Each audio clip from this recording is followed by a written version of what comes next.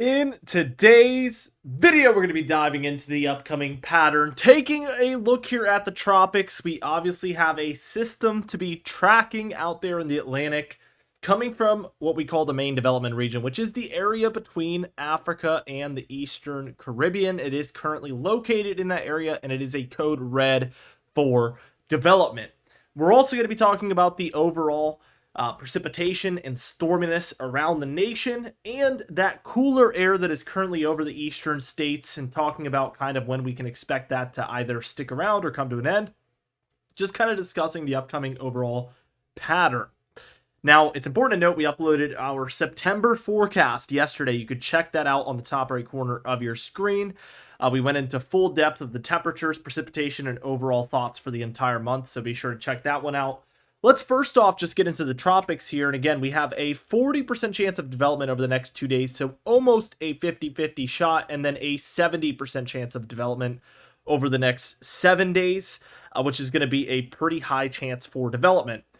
Now, interestingly, the radar is a little bit distracting there, so I'm going to turn it off for a second, just pause it, and what we saw initially, like probably 3 or 4 days ago, was the GFS model in particular wanting to show this one way out to sea.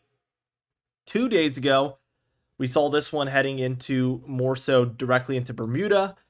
Yesterday, we saw a lot of model guidance showing this thing scraping by or hitting the East Coast. And today, we're seeing a lot of model guidance even further south, potentially into the Gulf. We've even seen some model guidance show it too far south there in the Southern Caribbean and breaking up.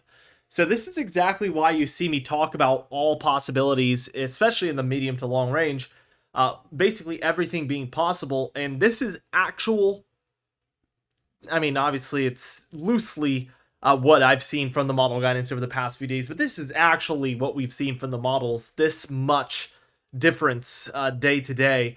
And this is why we really can't rule it out for Central America. We can't rule it out for anybody in the Caribbean, anybody in the Gulf, anybody along the East Coast, not even Bermuda. This is just really going to be one we have to track. Recently, like I mentioned, we've had a lot of these tracks showing more of a Southern Caribbean solution. You've maybe heard me talk about how this is an unfavorable area typically for tropical development. And because of that, we've actually seen some models suggest that this one just kind of meanders its way into this area and pretty much never really gets itself going. It never really gets any steam, or maybe it does and then breaks up over this area. Regardless, this has become a much less intense solution, seeing the models down here.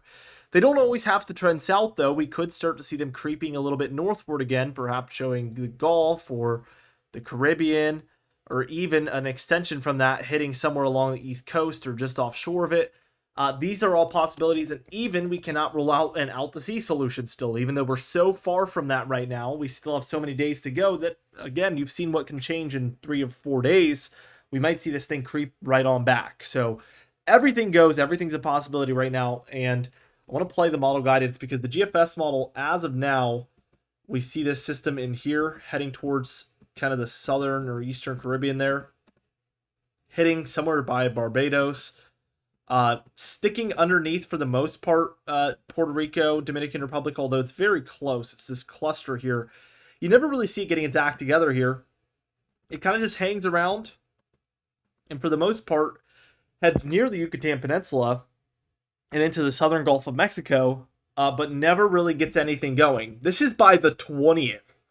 This is by the 20th of September. This is a full 15 days from now.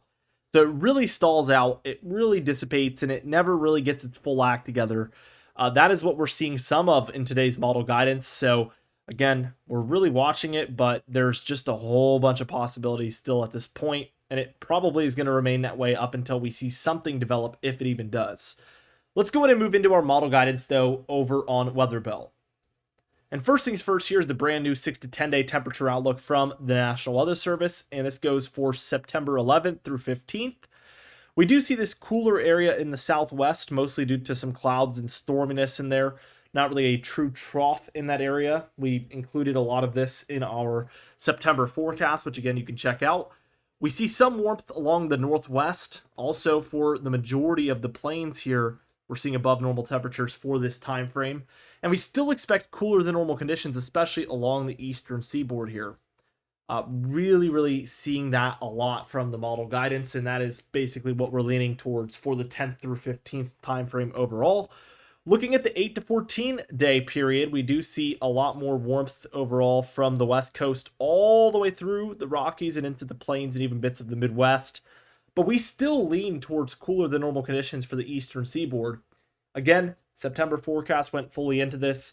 We do expect these areas to be below normal by the time it's the end of the month, because we've seen already cooler temperatures here, and we see a lot of this guidance suggesting that we are going to stick with the cooler conditions for especially the mid-Atlantic and Northeast, even when most of the other areas in the nation are warmer.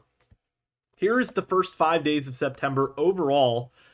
This is the full look, and we can see warmer than normal conditions here along the west, so positive PNA has prevailed up until now, and this has just caused cooler air to be able to free flow right into the central and eastern states, where we have been well below normal throughout a majority of these areas in the blue. Let's take a look at the upcoming storminess, though. Of course, we'll talk about the upcoming temperatures in a little bit, and we're still expecting a pretty big lack of activity overall. Here's tomorrow on Saturday, which could be one of our stormier days, especially in the east here for the entire model run. The deep south into the mid-Atlantic seeing some thunderstorms. We even have a slight risk of severe weather here from the mid-Atlantic into the northeast, where winds and tornadoes are especially possible. Hail can't be ruled out. So some late season thunderstorm and maybe even severe weather activity there for the mid-Atlantic and northeast happening tomorrow. Hopefully, at the very least, it can bring some rainfall to some of these areas that very much so need it, and they're going to be needing it because we are going to see a huge downfall in the overall precipitation.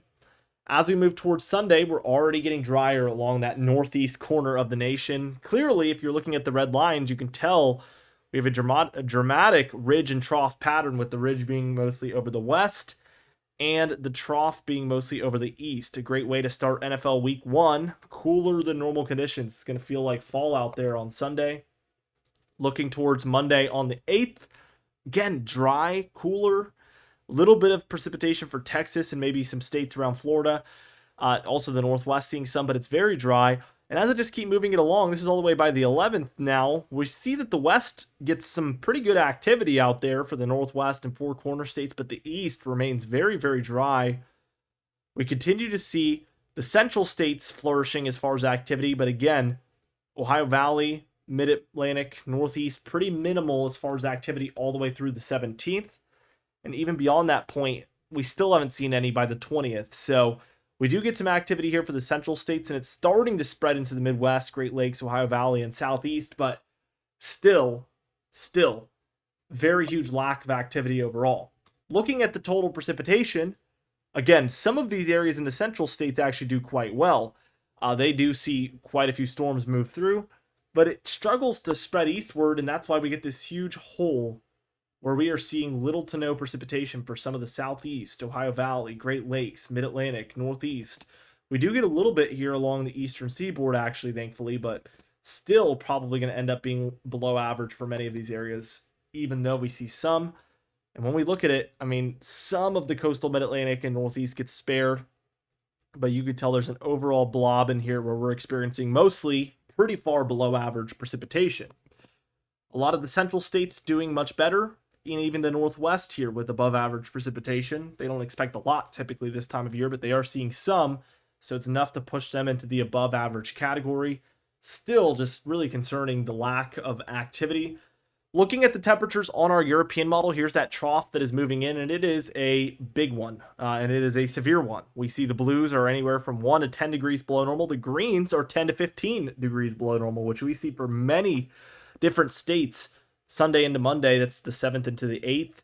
Tuesday, it's still around. And as we kind of fast forward, we see that East Coast area just stays cooler, whereas the Rockies, the Plains, and even parts of the Midwest warm up by the time we're approaching the 15th. And we actually get some cooler conditions along the West Coast and the more immediate western areas. But the central states warm up. The East Coast just stays cooler up until about the 17th, 18th, 19th here on this model run. But by this point, it is very far out, so take it with a grain of salt, but we do see the model guidance starting to warm us back up along the west here, which could be enough to start scooting this cooler air back into the east and central states. We'll have to see once we get a little bit closer, but this could be some promising signs that there could be more cooldowns towards the later portion of the month. Again, time will tell, and we'll figure that out as we get closer. The GFS model, same thing, really dramatic, big cooldown, sticks around for the east for many different days. We do see a little bit of a cooler pattern set up after the 10th and closer to the 15th here on this GFS model run as we get a more expansive and more intense cooldown that spreads a lot further than just the East Coast. We see a lot of cooler air in the Midwest and Great Lakes, and that is a huge difference between this model run and the European model run. Also, we stick a lot warmer out west, which is probably causing a lot of this cooler air in the east. Again, closer to the halfway point of the month.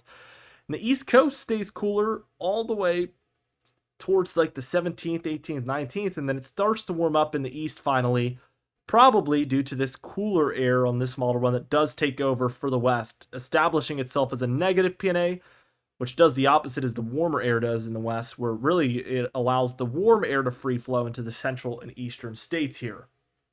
Regardless, we have a pretty clear image past the 10th and closer to the 15th, so I feel like we have a pretty good grip of this short to medium range.